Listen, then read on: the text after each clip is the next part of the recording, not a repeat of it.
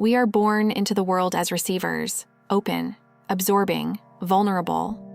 The ego sees this, and it begins its game of mimicry. This is introjection, the process of swallowing the world whole and calling it the self. But it's not the real you. It's what you were told to be. It's what the ego thinks will keep it safe. From the very beginning, it imitates what it thinks a human is supposed to look like, how it's supposed to talk, dress, think, feel. It observes, copies, adapts, not to belong, but to survive. The ego form is not alive. It's a shadow puppet, performing personhood. The ego doesn't belong to a tribe. It conforms to one. It mirrors the behavior of the group, not out of kinship, but out of a deep, unrelenting fear. Fear of annihilation, fear of standing out, fear of being cast out. So it hides inside conformity like a suit of armor. But this armor rusts from the inside, because real belonging asks you to be vulnerable, to be seen. The ego form doesn't want to be seen. It wants to be approved of, to seem like one of them. And that's not the same thing. Introjection creates identities that are Frankenstein monsters of ideology. It believes in political scripts, corporate mantras, spiritual cliches, not because they're true, but because they come with pre-approved instructions for living. These identities wear their beliefs like uniforms. I am this. I am not that. I support this. I reject that. But when asked why, they can't explain it. They just repeat the canon, the party line, the employee handbook. They are voices without souls, mouthpieces for structures they never built but live inside of. The ego form thrives in the illusion of group identity. It gathers its strength from numbers, not truth. It parrots ideology to gain access, to be accepted, to rise within a hierarchy. But this belonging is conditional. It's based on staying within the script. And the moment you question the script, the group turns cold. The ego form doesn't care. It adapts again, changes slogans, switches teams, pledges new loyalty, as long as survival is guaranteed. This is not power. This is compliance in a costume.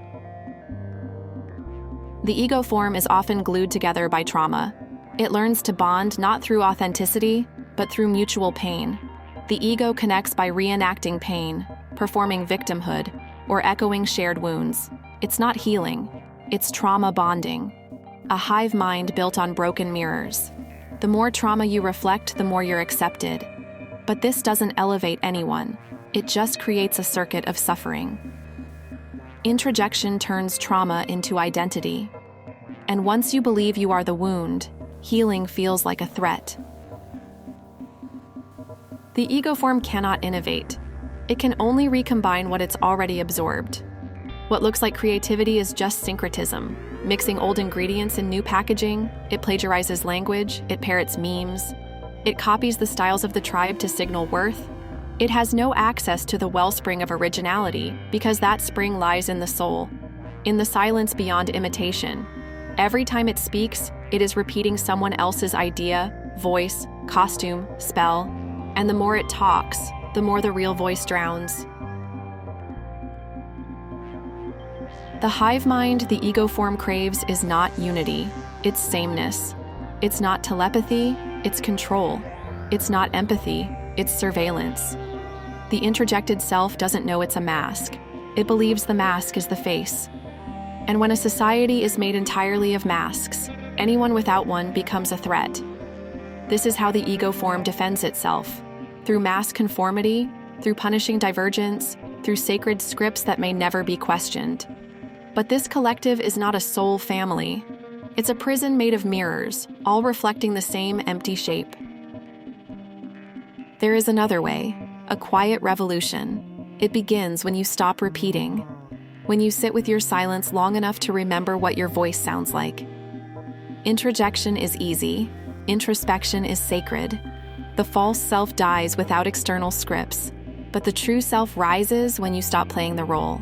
You are not your ideology. You are not your trauma. You are not a copy of a copy of a copy. You are something older, something original, something wild and unwritten, and no matter how long the ego form has worn your face, it does not own your name.